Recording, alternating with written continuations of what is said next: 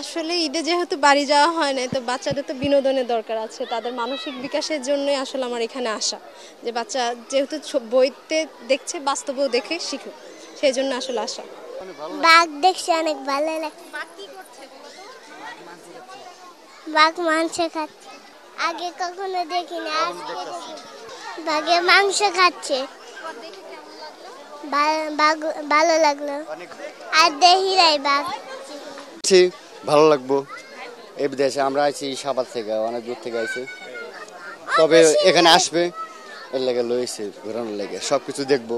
খুব ভালো লাগলো। এবং আজকে আমি আসছি একমাত্র আমার বাবার সাথে আসলাম, এবং আমরা আজকে যে মাত্র বাঘ দেখলাম, পরে ময়ূর দেখলাম, পরে আবার অনেক ধরনের সাপ, অজগর, আবার যে ভাল্লুক দেখলাম, সিংহ দেখলাম, এসব ভালোই লাগলো।